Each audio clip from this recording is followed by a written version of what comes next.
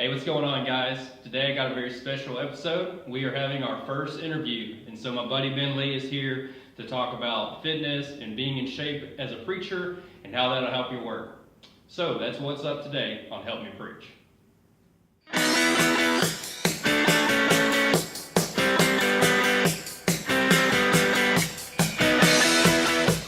All right, so thanks for checking us out, guys. Again, as I said, we've got Ben Lee here. He is with the Dowling Road Church, and now he is moving, in the process of moving, and so he's going to be moving up to the church in Louisville. So tell us something about you, Ben. Sure. Well, first of all, I'd just like to say thank you for allowing me to be on your show, and I really appreciate what you're doing. I think this is going to help a lot of people out. So a couple of things just about who I am. I am 39 years old. I'm married to... He's old. I'm not that old. Been married now for 13 years. I have a 6-year-old son, and I've been preaching now for the last 8.5 years. So as you just mentioned, I've been at the Dowling Road Church of Christ in Beaumont, Texas for the last 8.5 years. Actually went through a preacher training program here in 2009, so that's how my wife and I got here to Beaumont. So we're actually going to be moving, as you mentioned.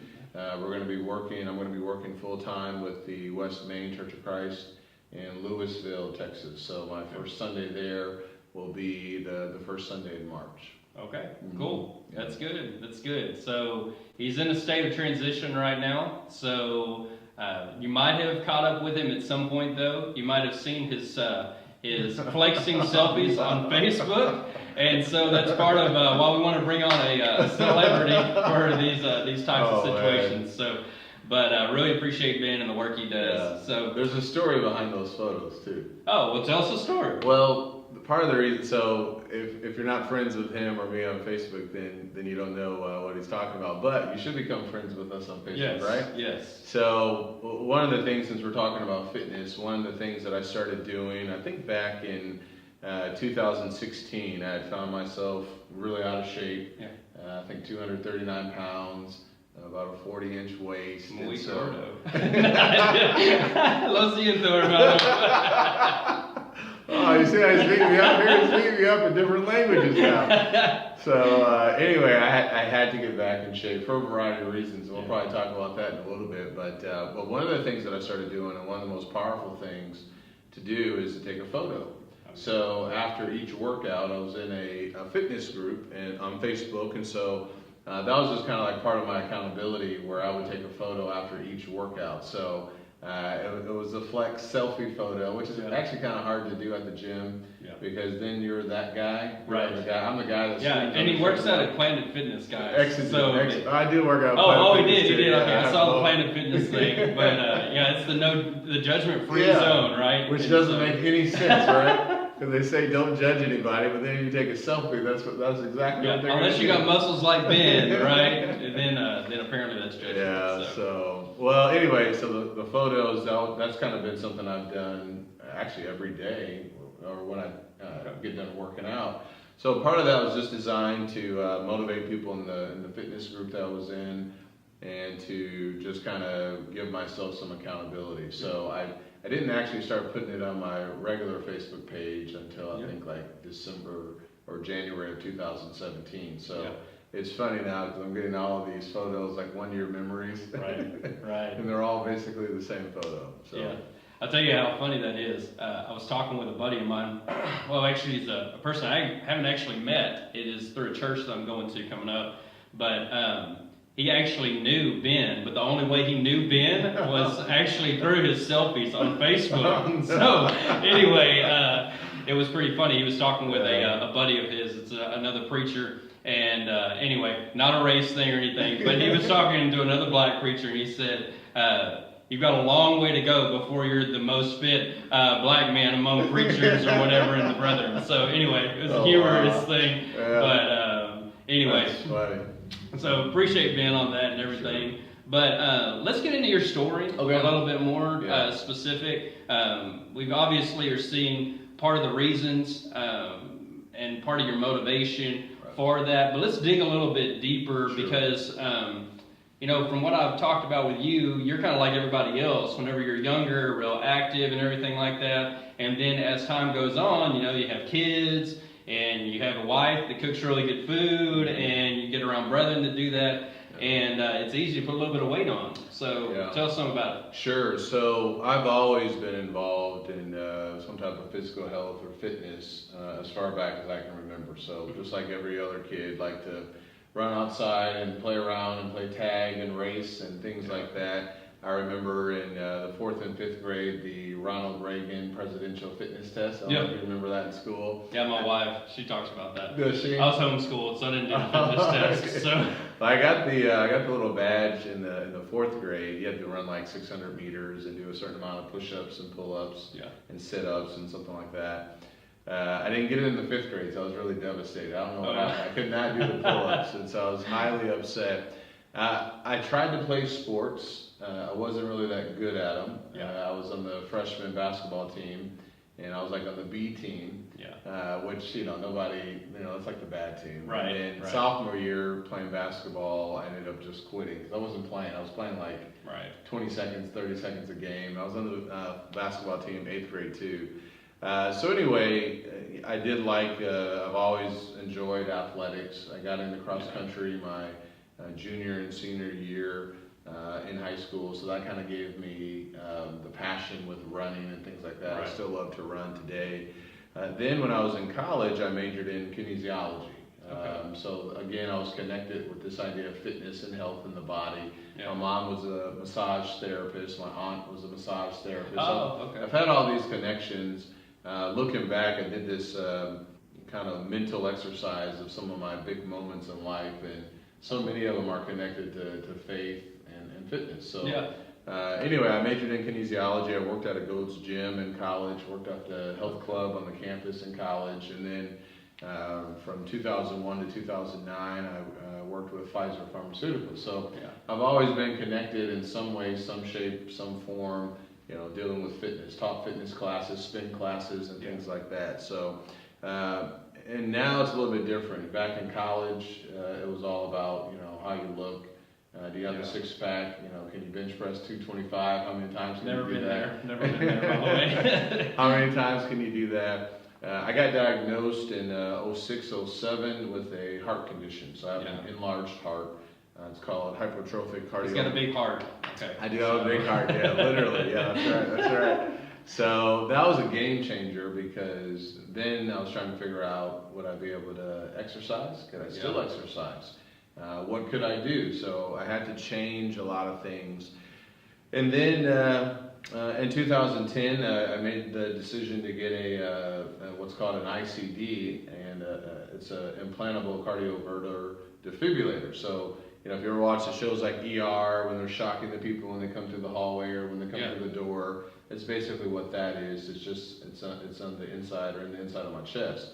So I have that as more of a primary prevention or preventative in the event that my heart would go into some type of fatal rhythm. So so that changed everything too in 2010. I just got my second one put in. The batteries eventually run down, so I got my second one put in. Kind of like a pacemaker. Yeah, that's right. So a pacemaker is going to be more for a heart that's not functioning properly. Right. This is more, my heart is functioning properly, thankfully, but in the event, this gives me some extra protection. Right. So I got my second one at the end of 2016. So for me now, my why has really changed. I'm a husband, I'm a father, I'm a preacher. I take that very seriously. I think health is very important for preachers. And we're all made in the image of God. So we get these bodies that God has given us. Psalm 139, we're fearfully and wonderfully made. Right. And we only have one body. And so my philosophy is, my why is, my faith, my family, and I want to take care of myself. So that's where I am right now. Kind of my motivation of why I am passionate about fitness and exercise, and I'll do the selfies and things like that. But at the end of the day, your health can be taken away just like that. So hearing about a diagnosis and getting a defibrillator, it really does kind of change your perspective. Yeah, and I think just kind of playing off of what you said, I think there's one of the things that at least in my mind, is important to remember is, and you talked about this a little bit on Facebook, is we get so concerned about taking care of our car or taking care of our house, and we don't live in our house all the time. We're not in our car all the time, but we're always in our body, and yet we don't treat it very well. And whenever we think about our body as a gift that we are expected to be stewards of, then we can kind of think about it differently. And one thing I've actually talked about in another video is about being sustainable and being able to go the long haul. You know, it's not going to help you in your family. It's not going to help the Lord's work if you burn out from bad health or get cancer or all that kind of stuff. It's just, it's something you need to be conscious of and your impact. So let's kind of transition into our first question on that. Why do you think being in shape is important for a preacher? So we've got an audience of preachers that are listening and are thinking about this. So why should they put in the time? Because it's time, it's energy, it's effort. You know, we understand 1 Timothy chapter 4, bodily exercise does profit a little, right? And so there is a little bit there, but that's the verse. That's the verse where everybody goes to a lot of times, where a lot of people will go to and say, "See, it only profits a little," or it says, "I only need to focus on this." Look, we're Christians. The Bible says in Galatians chapter 5, the fruit of the Spirit is self-control. And so we should be disciplined. The Navy SEAL guy, I can't remember his last name. His first name is Jocko. He has this phrase, "Discipline is freedom." And how often do the Proverbs talk about self-control? And we think about self-control when it comes to our tongue and what we say, and hopefully with how we dress and things like that. But it should also be with what we consume, and what we don't consume, and what we do with respect to exercise. And so, why is it important for preachers to be in shape and to be concerned about this? Because and you kind of touched on it. Number one, you need energy.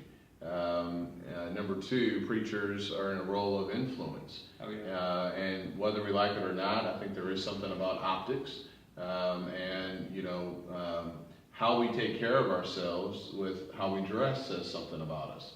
How we take care of ourselves with respect to our bodies, I think says something about us too. And so, as Christians first and foremost, and as preachers, we should be striving to live disciplined lives. I'm not talking about situations where people have some type of health issue that they cannot control. Like even my heart condition, that's a genetic condition. It's not because I go to Whataburger or something like that.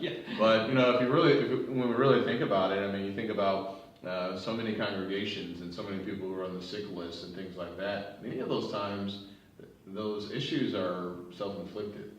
We bring these things upon ourselves. And so I'm speaking by experience. Look, I've had high cholesterol. Well, that's something that I can control. I've been overweight where I couldn't fit into any of my suits in my closet, and I felt terrible with that because I should be living a life of discipline. And not only that, but when you're a preacher, it is harder to get up in the pulpit and talk about discipline. Talk about self-control. Not being a slave to anything. Not being a slave to anything when our lives are maybe out of control.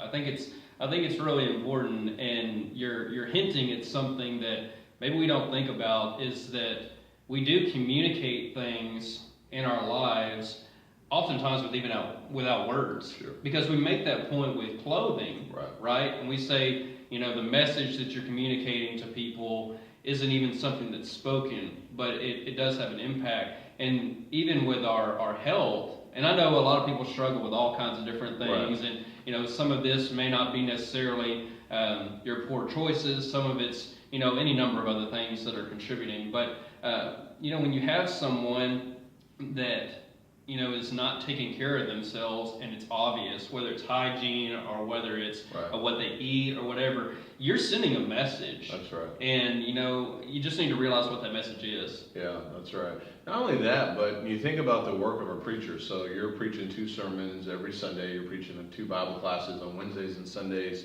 I'm going to be going into a position where I'm going to be doing a lot more teaching. That's another reason for preachers to stay in shape. So you can have that energy, so you can have that focus, that mindset when you get up there. We're preaching the Word of God. That is very important. We should never take that lightly. And so the passion that we need, the energy that we need, it takes a lot of energy. Yeah. You know, we were talking about this earlier today. You know, Sunday night, you know, preachers are often, they're tired, they're exhausted. Right. Because you're talking all day and you're trying to, you know, you're not taking lightly the fact that you're proclaiming the very words of God, you know, Right. through the scriptures. And so all of those things become really important. I'll add one more if I can. Yeah, go ahead. The state of healthcare. Healthcare is Yeah. so expensive. It's more sick care, right? That's right. When It's your more- health care yeah. is your preventative That's right. diet and exercise. Yeah, that's right. So, you know, you look at Obamacare, you know, it's a grease fire. It's helped me out a little bit with pre-existing conditions. Right. But healthcare is continuing to go up. So the more I can stay out of the doctor's office, the more you can stay out of the doctor's office, the more money we're going to be able to hold on to. Because if we can prevent these things like cholesterol, high blood pressure, type 2 diabetes, it is expensive to have those health issues that we, for the most part, can largely control and avoid. And here's the thing, generally with preachers, where's the money coming from? Yeah. Residually, it's coming from the brethren. And, you know, one church I heard about, and it was amazing to me, but before they had the preacher in, they gave him a full body checkup. Oh, wow. They went through the whole thing. They didn't want any liabilities. Here's a man come in, he's Wow. got all this stuff, and at least, you know, they wanted to know about it before they went through that process. And, you know, we talk with brethren in churches about being good stewards of their funds, but what if the preacher's up there not taking care of himself, and, you know, he has these, you know, enormous healthcare bills that can be prevented, and where's that money coming from? Yeah. You know? That's a good point. So it's kind of a secondary stewardship Yeah. kind of thing. Yeah. So let's kind of move into the work about it, maybe more specifically. So how would this immediately help or hurt the work? Yeah, with respect to fitness and incorporating fitness in a preacher's life or schedule. Right, and you personally, right, being an example, being something that would be seen. That's what he means by the optics thing, by the way. It's just the perception that people have of you. Well, I think it goes back again to discipline. We could dive into it a little bit more, not just with what people may see or may not see, but discipline, energy. For me, fitness, I get so many ideas when it comes to exercise or when I'm exercising and things like that. And so for me, there's that great benefit when I'm on the treadmill or when I'm outside running or lifting weights or something like that. I'm getting ideas. My mind is opening up. And so there's an immediate impact for me. There's also an immediate impact, or I guess long-term impact even for the brethren, because I'm going to be sharp. I'm going to be more focused. And so as preachers, that's part of our responsibility too. We have to prepare. We need to study, and that's going to involve a lot of time and a lot of energy. So those are some thoughts that come to mind. Yeah, I think it's very easy for us to separate our body from our mind, but yet when you look at Scripture, they really put both of those things together. There's a direct connection between them. What I do with my body does affect my mind. Yeah. And one thing that's interesting, you know, I'm learning Spanish right now, and one of the things they had to help you with memory is actually to be active and maybe even exercise while you have that information, because it's stimulating the neural pathways and all that kind of thing.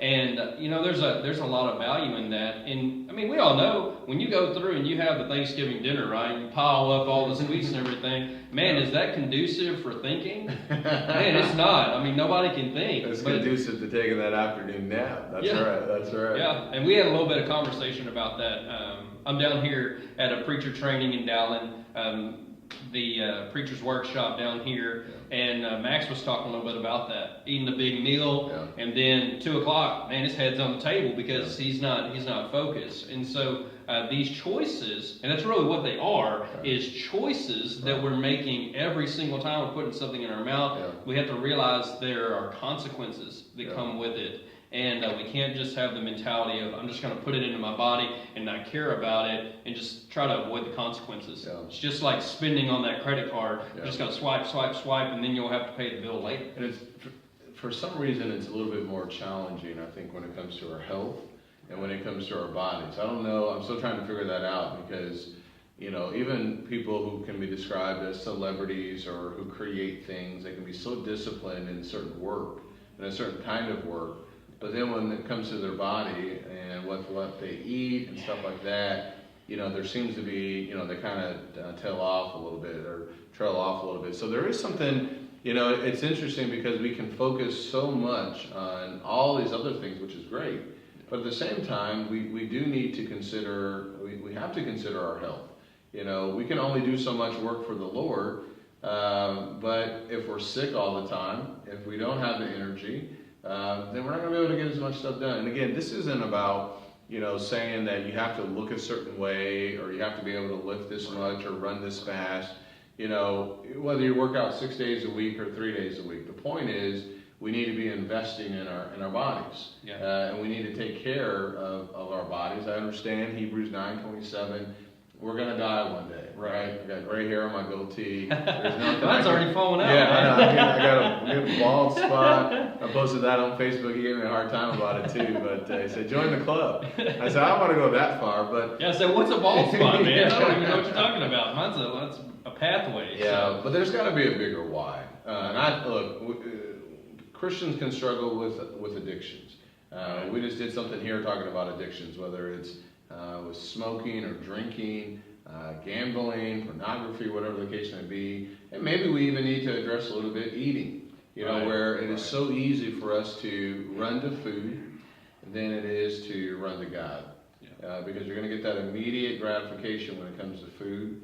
It's easier. It's easier to go pick up a 4-pack of Reese's peanut butter cups when you're frustrated or when you're angry or something like that, or to eat that food real fast. That's even culture, man. Yeah. I mean, it's the woman that's upset and everything. Go get you a whole a pint of ice cream. Yeah, or more. Cool Man, milk. I was thinking like the third of a gallon Bluebell, man. Get that milk chocolate and work it on down. It's insanity that it may be a comfort food, but it's very, very short term. Yeah. And what you're pointing out really is that as a culture, we may not really think about it, but we medicate in so many different ways. Yeah. And we don't really realize the source of our problems and then where to really come back to correct what really needs to be done. Yeah.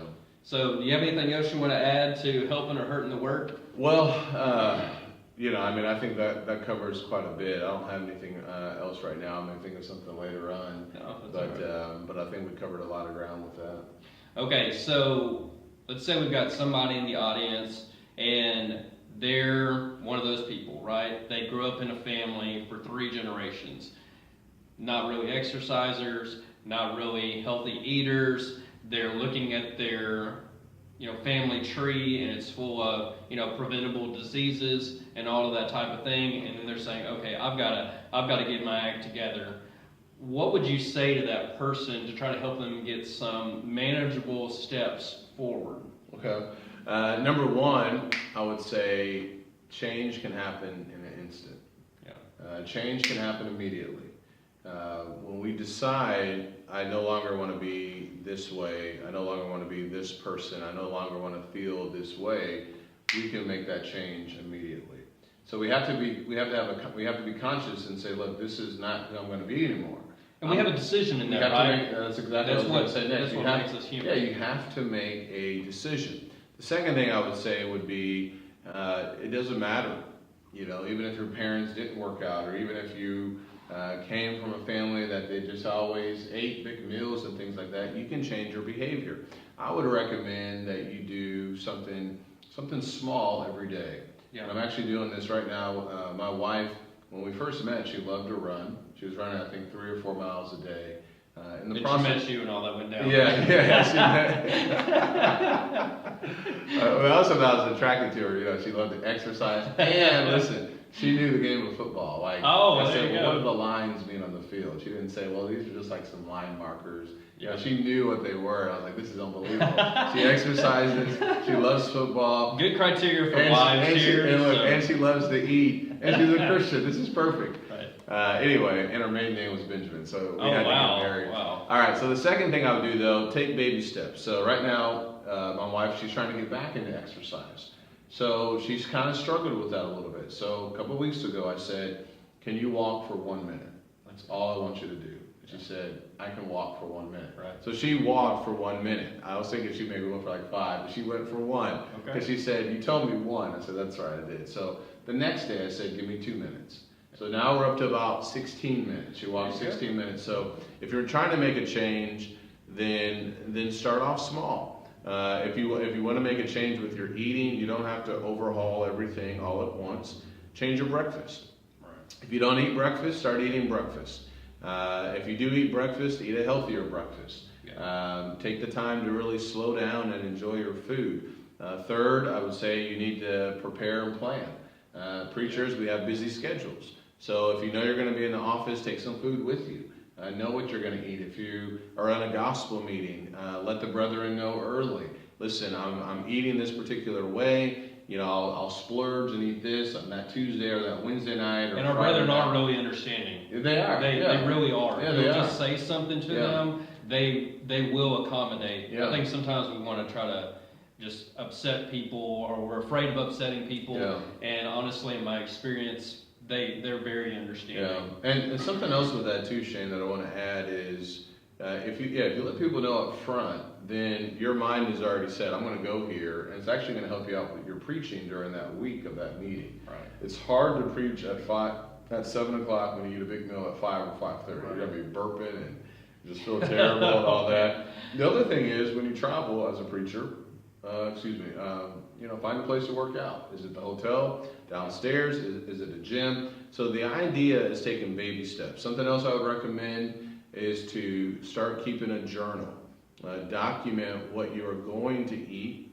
And we're talking about accountability, guys. Accountability, that's accountability right. is the problem. Actually, it's us. It's our failure to be accountable. Yeah, and I guess we need to start being accountable to ourselves. If you need to figure out what am I eating, and okay, here's what I said I was going to eat today, and here's what I actually ate. And the more you can do that, there's something about writing things down.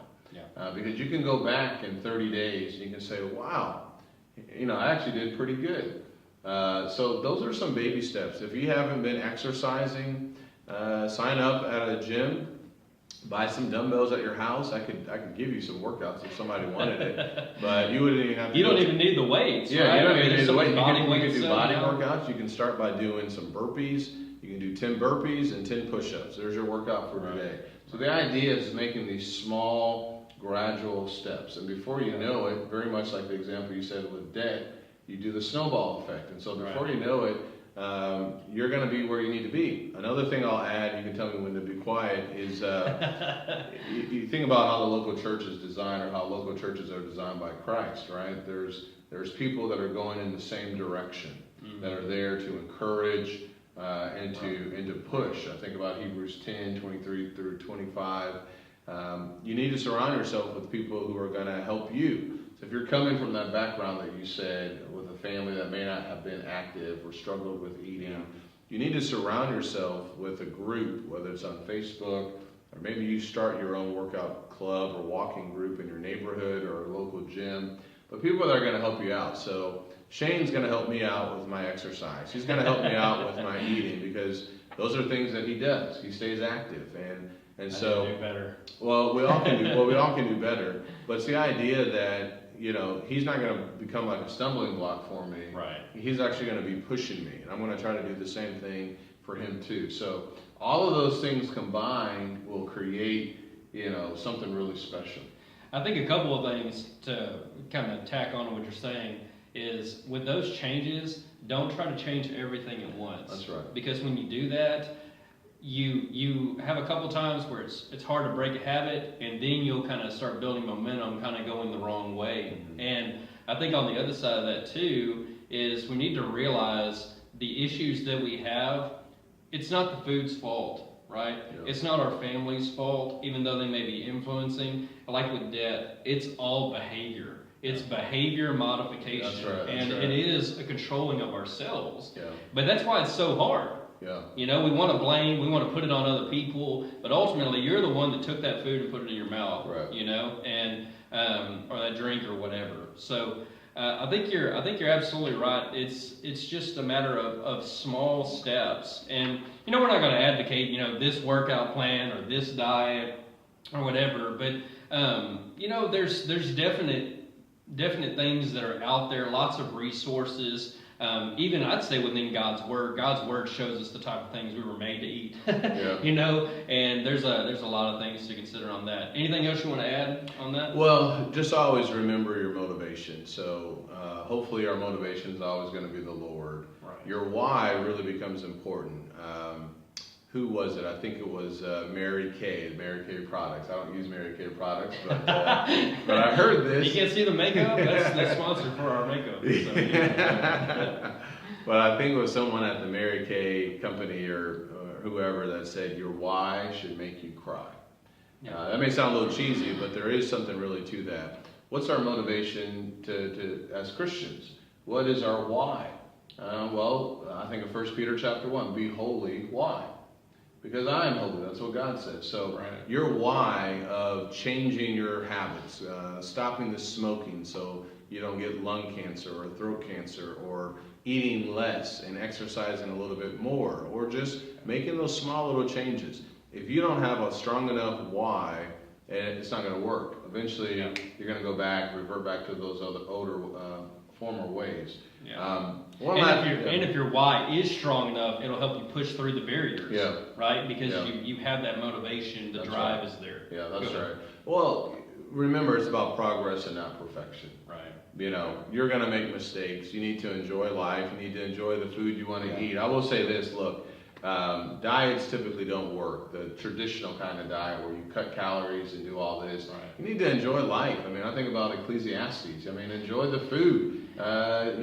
Enjoy married. Yeah, enjoy your time with family. Enjoy the holidays. Eat birthday cake when it's your birthday. Eat 3 or 4 pieces of birthday cake. But there's a proper way of doing it where you're doing that every once in a while. You're not doing that every day. And so it keeps going back to self-control. So if God is going to be our motivator, if God's going to be, okay, this is my why, I want to be pleasing to Him. Right. And I want to do the best work that I can do for Him. Because you're going to lose a six-pack, you're going to lose some muscle in the process of time. But we're talking about longevity. We're talking about being around for your wife and for your children and for the congregation, where they can have the best you that's possible. And it's hard to do when we're carrying 30, 40, 50, 60, 70 extra pounds. Pick up 2 35-pound dumbbells in each of your hand and carry that around for 5 or 10 minutes. That's 70 pounds. Yeah. Pick up 2 20-pound dumbbells and walk around for 10, 15 minutes. That's 40 pounds. Yeah. So you start thinking about the extra weight that we sometimes can have. Yeah. That's a lot of weight. And so we need to release the weight once and for all. And we talk about that too, right? Being redeemed from our sins and releasing that. Well, that's something that's holding us back from our full potential. So again, I'm not saying that a preacher has to look a certain way, he has to fit this mold, but we need to take care of our bodies, and I think we all understand that. So if you were like me and you had to go out and buy elastic dress pants because you couldn't fit into your suits, that's a red flag that something needs to change, right? And don't go through and cheat yourself on your clothes, right? If your clothes are tight, there's a problem, Clothes don't lie. So the standard's not changing, right? Yeah. And I think one thing you're saying about longevity, I think about Jim McDonald, I think about Max Dawson. Here's some guys that have taken care of themselves, and where are they? They're still very effective late in their life, and that's really and think about that too. As you get older, that's where you can do even maybe the best of your work. You have all this experience and knowledge, and so when you get to be 70, or even 75, you still have so much to give and to pass down. And so we want to get to that age where we're not just falling apart. But we still have it. I think about Caleb in the Old Testament. I want to be like Caleb, where he went to go possess his possessions. He was strong even though he was at an older age, and so that's what it's all about. It's not about the scale, get past the scale, weigh yourself once a month, but don't be, consumed with that. It's not about, a particular physique, but it's about how can I be the best person I can be so that I can do the work of the Lord. Okay. You got any final thoughts? Anything you want to add? take it one day at a time. If you need help, I'd love to help you out. And, we're all in this together, and I appreciate you and appreciate the opportunity of being with you. Yeah, if you are interested in more on this, Ben's got a blog where he talks about faith, family, fitness, and what's the fourth for? Food. The fourth, food. Okay. All right. So check him out on that. Yeah, the website is benjaminleeonline.com. Okay. All right. And if you got some value out of this, hit like, share it, subscribe, all that kind of stuff. And if you got questions for Ben Lee or for me, write those down in the comments. And so we really appreciate y'all checking in. If y'all like more of this type of discussion, say it, and I can try to do more of them. So thanks for checking us out today. Appreciate it. Thank you, Ben, for the time. And we'll catch up with y'all later. All right.